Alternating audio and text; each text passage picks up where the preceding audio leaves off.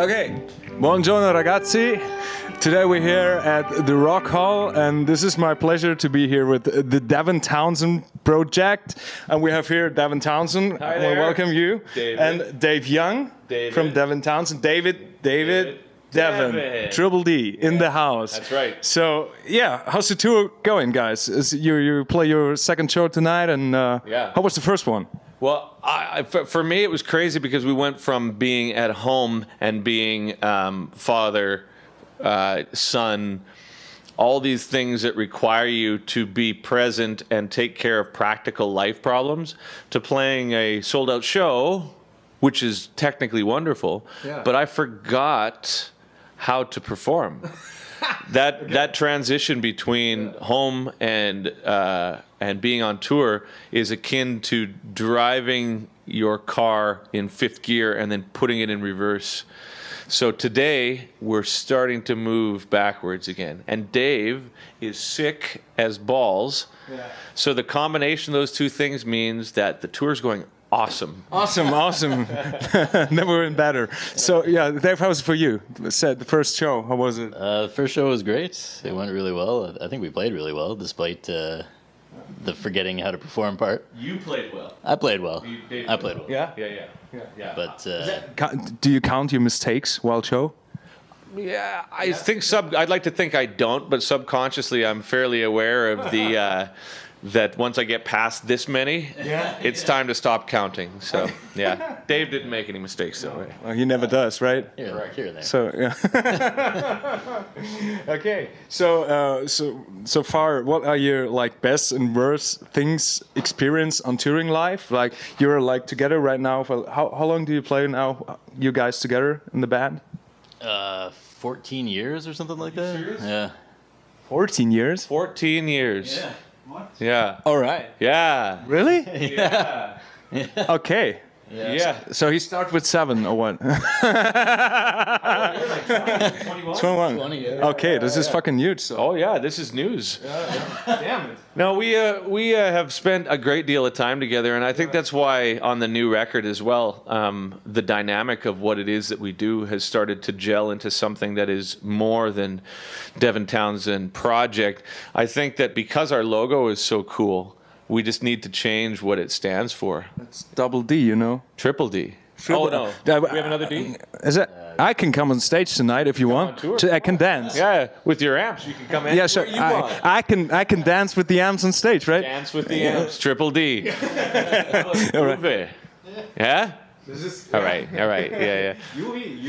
Yeah, no, we've been together for many years, and like, even on the new record, it's what we have managed to represent, I think, wouldn't be what it is now without that sort of breadth of experience that we've got, not only between the two of us, but also within the band. Brian, the bass player, for example, I've known him since I was 12. Okay, all right. So, I think when we first got together it was for an album called Accelerated Evolution, and that Accelerated Evolution has now taken 14 years.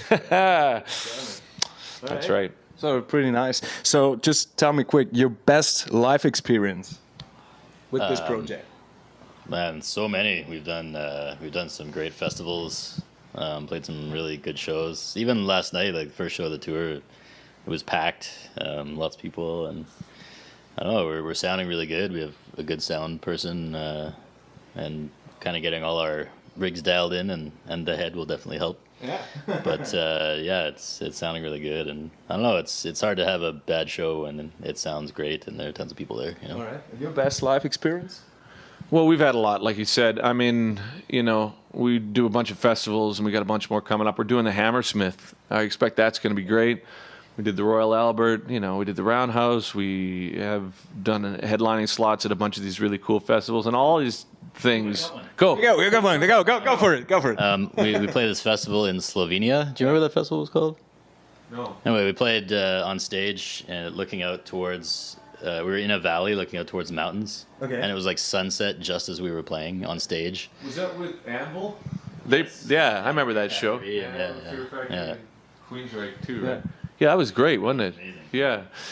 Yeah, sometimes you have those moments. There was another one as well where it was raining, and I remember when I was a kid, just because even art, like I always like the idea of things being miserable because we're from Vancouver and that's kind of how we roll. But I remember playing a festival at one point. It might have been in Finland, and it was pouring rain. And Czech Republic too. Remember, it was pouring rain, and lightning started. Yeah, and lightning started crashing as soon as we went on stage. It was so epic. We were just like, that suits well. This was us. This was us. Yeah.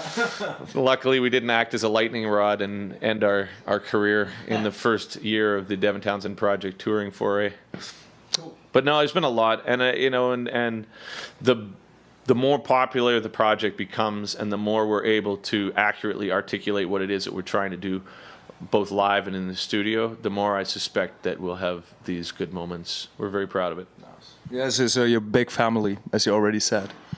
Yeah, and it gets bigger, and then you lose people, and it comes back. But ultimately, it takes a lot of personal effort to continue with a family.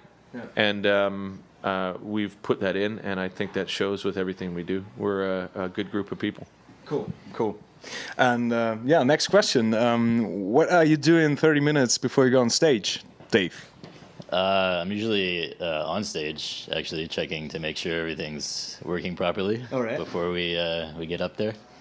Otherwise, I'm just kind of wandering aimlessly. It's kind of wander around, and I don't know. Have you got like a ritual with your band? Yeah, you're doing Well, we fist bump, except Dave and Brian don't. Okay. Every night, their ritual is to never fist bump. Yeah, that's kind of a thing. I mean, I do vocal warm ups and I take a shit. I think that's what I do prior to it. Okay. Usually at the same time. Yeah. Yeah. Okay, cool. Which is great. Yeah, that's good. Okay, so what are the 3 items which you must have for every show, like gear-wise? Gear? Gear. For me? For you.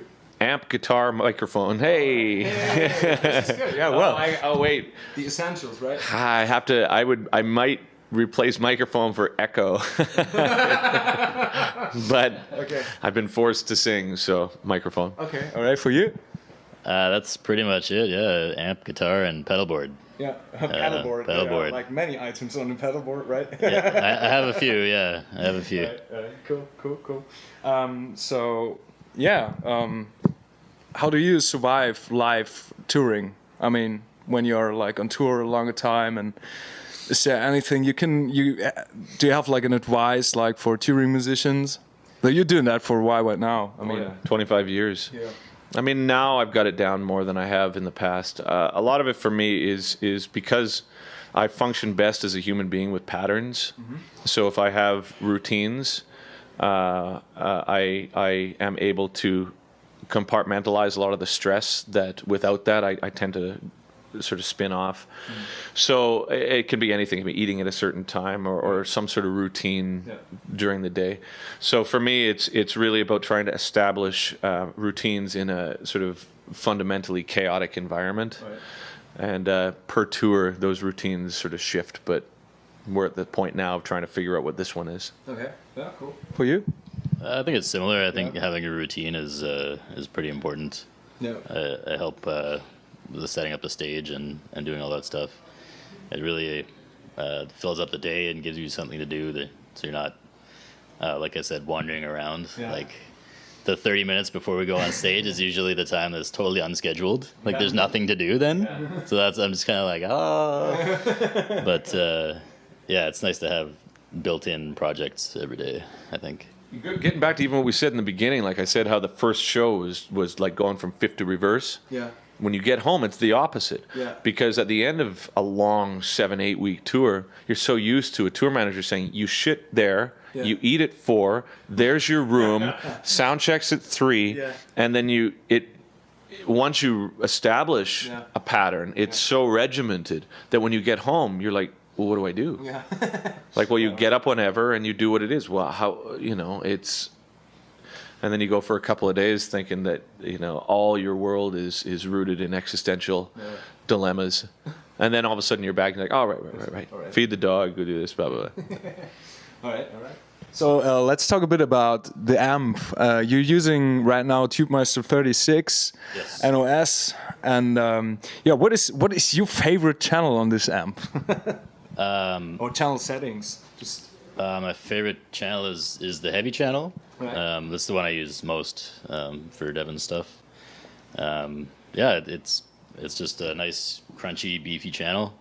I love how it sounds with the NOS tubes, and I usually have, I think my treble's around 1 o'clock, my mid's around 11:30 maybe, and then the bass is usually 11 or so. Right. I like a lot of beef in my tone, so That's cool. That's cool. yeah. And how does it work for you with the FX pedals? Does it respond good to FX pedals? Yeah. Yeah, for sure. Yeah, I have it set up right now with a clean channel. It's purely clean with delay, and then I use an overdrive pedal to create a mid gain channel, and then I put that overdrive pedal on the mid channel as well for a little bit of extra gain, and then I just use the straight up heavy channel for heavy sounds, and then for any lead stuff I just put the overdrive pedal back on. So Right. lots of options are available. I think it sounds really good. Yeah. Cool. So now to you, what is your essential, or like, what is the secret of good guitar tone for you? Well, it's always going to be in your hands. Your sound, my sound is wherever I go. But for me, it's about finding the solutions to what it is that I'm trying to achieve. I'm a very goal-oriented musician. Yeah. And my objectives are clear. And I've always ran 2 amplifiers. I run one for dry, one for effects. The effects amplifier has been Axe Effects for me for years, because Matt Picone and myself there, we've worked on my sounds, and I've got that. So what I've been trying to do is find the dry amplifier. Yeah. And the problems that has posed has been many, from phase to the fact that as a frontman, I have all my stuff midied up, so I don't have a pedal board. Yeah. It's all within that. And I have many parameters and many patches, and plus my OCD has gotten me to the point where I want it to be the same all the time. Okay. And so I've used a multitude of things. I've ran 2 Axe Effects. I've had the Kemper, Mesa Boogies of various things. I tried a ton of different amplifiers and continue to. Yeah. But when I was at NAMM last week, I was saying, well, the problem with all these things is because I like having it DI, and I want to have it MIDI controllable, but I do miss tubes. So Dave's been sort of on the other side of the stage for the past 2 years going, well, what about Hughes and Kettner? And I'm like, yeah. So anyway, I'm going to try this today, and we'll see how this goes. And he goes, yeah, well, Hughes and Kettner does that. And I'm like, yeah. I'm going to do this because it's my thing, right? But then all of a sudden, I was going to NAMM last week, and you had told me about their new one, GrandMeister Deluxe, where everything is MIDI, it's tube, it's got a DI out, it's got a noise gate, it's got a boost, it's got effects, it's small, it's got a tube power, you can attenuate the power for each channel, it's got 4 channels, and I'm like, shit. So now I'm talking to you guys because it's a very interesting thing. And in fact, because we both work with Framus, the A&R guy from Framus, who I met down at the NAMM show last week, he was like, well, how you doing? I was like, oh, I'm good. I'm just still trying to find something for my dry amp. I've got a really cool thing going on with both Axe Effects and Kemper, but I do miss the tubes, right? So he says, well, what about Hughes and Kettner? And I'm like, oh, God, again with the Hughes and Kettner, right? So all of a sudden, I have decided to give it a shot, and you guys have showed it to me today. And I think, as much as I hate agreeing with Dave, because we've known each other for many years, and I think what makes our relationship work is that we're very different from each other. Even tonally, we look for things that are different. You know, he's his tone, because he's a baritone. He's got more low end and more low mid, and I'm kind of more compressed and more high mid and more high. But just the solutions. And the fact that I am so solution-oriented has led me to talking to you guys today. So you've brought several amps, and I very much look forward to trying it, because if it works as well as I assume it does, that could be a great solution to that first position in my amp world. And I appreciate the support, and I appreciate you allowing us to do it, because we've got 11 months of touring coming up. And a lot of what we do requires not only on that goal-based mentality, but also consistency. Because whatever comes into our world is going to break. it's going to break. I went to Framus last week because I had a guitar built from them, and I put an Evertune on it because, again, as a singer, I don't have the time to tune between songs. It's like I want it to be in tune all the time, and it is solved. And I had my guitar all set up. It fell off the wall in my studio, fell 6 feet, hit the fretboard, fell on the ground, broke the knobs off of it, but the guitar was still in tune. All right. And the finish hadn't broken, and the neck didn't snap. And I said to Hans Peter at Framus, I said, I will be with you until something happens between us that we can no longer work together, because that's what I want. Yeah. It's the same reason I've been married for so long. Yeah, right. You know, I'm not a polygamous type of person. Right. You know, I want things to work consistently so I can think about other things. Yeah. That's good. So, yeah, guys, thank you very much for that quick chat here. And I guess now we come to the funny part, right? Let's try the amps out. Is that funny? I don't know. All right. Is that funny? Could be. I think what is it? Funny. All right, so let's give it a shot. Yeah, all right. Your amps, Hughes and Kettner. I like to think you're Hugh and you're Kettner, though. Yeah, right.